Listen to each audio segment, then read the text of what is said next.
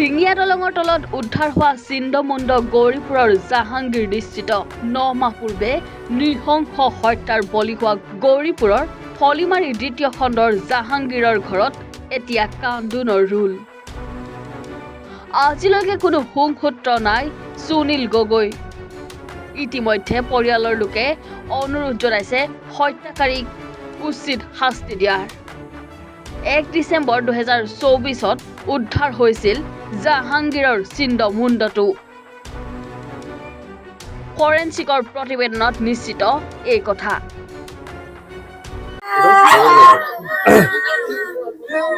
নিশ্চয় আপোনালোকে অৱগত যে ৰাজ্য কপাই যোৱা ঢকুৱাখানাৰ যি ঘটনা সংঘটিত হৈছিল বিগত দিনত সেই ক্ষেত্ৰত আমাৰ ধুবুৰীৰ ল'ৰা এজনকে ৰাজমিস্ত্ৰী জাহাংগীৰ হুছেইনক হত্যা কৰিছিল। কিন্তু সেই ক্ষেত্ৰত আমি জাহাংগীৰ হুছেইনৰ বডিটো পাইছিলোঁ, কিন্তু তাৰ চিণ্ডমুণ্ডটো পোৱা নাছিলোঁ। কিন্তু হত্যা কৰাৰ 6 মাহ পিছত আমি তাৰ চিণ্ডমুণ্ডটো পাইছিলে। আৰক্ষী প্ৰশাসনে সেইটো ফৰেন্সিক ৰিপৰ্টৰ কাৰণে হায়দৰাবাদলৈ পঠাইছিল। এতিয়া যোৱাকালি যিটো আমাৰ CID ছাৰৰ ফালৰ পৰা যিটো আমি নিউজ পালোঁ যে সেইটো DNA টেষ্ট এইটো জাহাংগীৰ হুছেইনৰ বুলি পজিটিভ বুলি ক'লে, আৰু তেখেতৰ ভাতৃৰ লগত CIDৰ লগত যোগাযোগ হৈ আছে যে ইয়াৰ আগতে আমি বিভিন্ন দল সংগঠনৰ যোগেদি আমি জাহাংগীৰ হুছেইনৰ শৈলৰ কিবা হ'লেও এটা অৱশিষ্ট আমি দাবী কৰি আহিছিলোঁ। সেই ক্ষেত্ৰত CIDয়ে যোৱাকালি জাহাংগীৰ হুছেইনৰ ভাতৃৰ লগত কথা পাতিলে যে বস্তুখিনি আছে, আপোনালোকে ল'লে লৈ যাব পাৰিব, লৈ যাব পাৰে, আপোনালোকে অন্তিম জানাজাৰ সম্পন্ন কৰিব পাৰিব। সেই ক্ষেত্ৰত আমি এইটো কওঁ যে যিটো তেওঁলোকে এতিয়ালৈকে স্পষ্টীকৰণ দিলে যে এইটো জাহাংগীৰ হুছেইনৰ হত্যাকাণ্ড, সেই ক্ষেত্ৰত আমি আৰক্ষী প্ৰশাসনক আমি ধন্যবাদ জ্ঞাপন কৰিছোঁ। তাত সেইখিনিতে আমি সন্তুষ্ট নহয়, কাৰণ একেবাৰে দুৰ্ভোগীয় পৰিয়ালটো। আজি জাহাংগীৰ হুছেইনক কি কাৰণে হত্যা কৰা হ'ল, এই নিৰীহ ল'ৰাটোক আজি কি কাৰণে হত্যা কৰা হ'ল, এই ক্ষেত্ৰত জাহাংগীৰ হুছেইনৰ হত্যাকাৰীক অনতিপলমে কৰায়ত্ব কৰিব লাগে, আৰু এই পৰিয়ালটোক যাতে চৰকাৰে এটা ন্যায় সুস্থ বিচাৰ দিয়ে বুলি আমি ৰাইজৰ ফালৰ পৰা দাবী উত্থাপন কৰিছোঁ।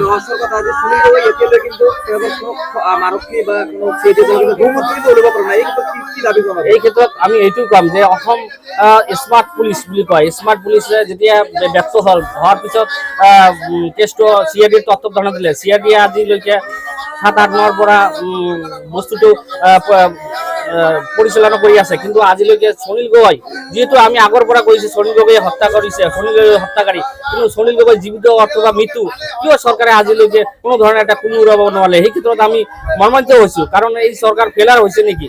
কিন্তু যিখিনি হওক, যদিও বস্তুটো কেছটো এতিয়া ভাৰবেলি আৰক্ষী প্ৰশাসনৰ হাতত আছে, আইনৰ প্ৰক্ৰিয়াত আছে, কিন্তু আইনৰ মাধ্যমে যিখিনি কৰিব লাগে আপোনালোকে অনতিপলমে কৰি এই পৰিয়ালটোক যাতে এটা সুস্থ ন্যায় দিয়ে, তাৰ কাৰণে আমি চৰকাৰ প্ৰশাসনক অনুৰোধ জনাই আহিছোঁ।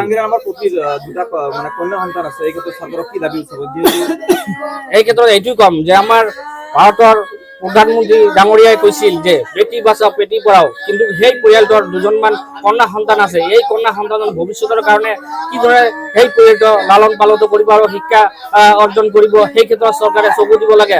আৰু চৰকাৰক আমি ইয়াৰ আগতে দাবী উত্থাপন কৰি আহিছোঁ, এই পৰিয়ালটোক কিবা হ'লেও এটা আৰ্থিক অনুদান দি যাতে ভৱিষ্যতৰ কাৰণে এই পৰিয়ালটো ভালদৰে চলিব পৰা তাৰ এটা সুব্যৱস্থা কৰি দিয়ে।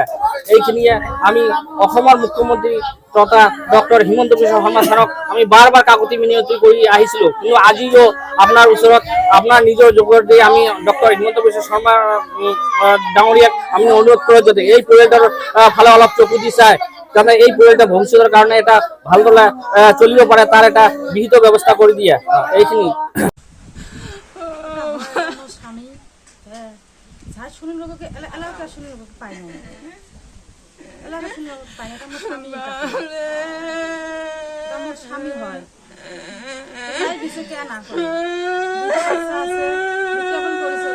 দুটি বাচ্চা মোদী সরকার কইছে, মোদী সরকার দেহে দুটি বাচ্চা আছে, কেমন